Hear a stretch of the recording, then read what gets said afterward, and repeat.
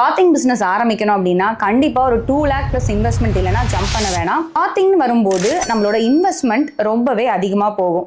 ஏன் அப்படின்னு பார்த்தீங்கன்னா, நான் ஒரு பிளாக் டிஷர்ட் விற்கணும் அப்படின்னா என்னால் வெறும் பிளாக் மட்டும் வித்துட்டு போயிட்டு இருக்க முடியாது. அதுலேயே டிஷர்ட்ஸ்ல நிறைய கலர்ஸ் நம்ம கொண்டு வந்துட்டே இருக்கணும். அது மட்டும் இல்லாமல் பல சைஸஸ் கொண்டு வரணும். இப்போ மென் டிஷர்ட்ஸ் விற்கிறேன்னா அதில் பிளாக்ல ஸ்மால் மீடியம் லார்ஜ் எக்ஸல், ஒயிட்ல ஸ்மால் மீடியம் லார்ஜ் எக்ஸல் நிறைய கொண்டு வரணும்.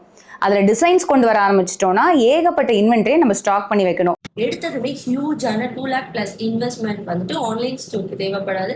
கண்டிப்பா நீங்க ஒரு ஆஃப்லைன் ஸ்டோர் ஸ்டார்ட் பண்றதா இருந்தா உங்களுக்கு அவ்வளோ இன்வென்ட்ரிஸ் அண்ட் ஸ்டாக் தேவைப்படும். பிகாஸ் வெரைட்டி ஆஃப் கலெக்ஷன்ஸ் அப்பதான் உங்களுக்கு காமிக்க முடியும். நீங்க எடுத்தது ஒரு நியூ பேஜ் ஆரம்பிப்பீங்க. ஸோ நம்ம ட்ரெண்ட் செக் பண்ணிட்டு தான் கண்டிப்பா பிசினஸ்க்குள்ள இறங்கணும்.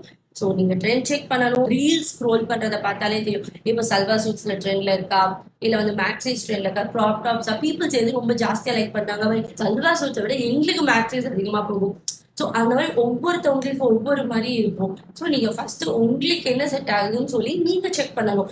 அதுக்கப்புறம் தான் நம்ம ஸ்டாக்கை வந்துட்டு அதில் பல்க் பண்ணணும். எடுத்ததுமே எஸ்ல 10, எம்ல 10, எல்ல 10 அந்த மாதிரி நீங்க ஸ்டிச் பண்ணி வச்சுட்டீங்கன்னா கண்டிப்பா உங்களோட ஸ்டாக்கிங் ஹேண்ட் ஜாஸ்தி ஆயிடும். ஸோ வந்து இன்வென்ட்ரி ஜாஸ்தி ஆகுறப்போ அமௌண்ட் ஃப்ளோவும் இருக்கும். நெக்ஸ்ட் நியூவா வந்து நம்ம லான்ச் பண்றப்போ நம்மளுக்கு கேஷிங் ஹேண்டும் அடிவாகும். ஸோ இதுக்காக நீங்க வந்து எப்படி போகுதுன்னு சொல்லி செக் பண்ணிட்டு அதுக்கப்புறம் நீங்க இது பண்ணலாம். If you want to start a new clothing business, come to us, we will help you. நிறைய லீடிங் பிராண்ட்ஸ்க்கு நாங்கள் சப்ளை பண்ணிட்டு இருக்கோம். ஸோ உங்களுக்கு ஹோல்சேல்ல பண்ணணும், உங்களுக்கு ஏதாவது ஐடியா இருக்கு அப்படின்னா கண்டிப்பா நீங்க ரீச் பண்ணுங்க. தேங்க்யூ.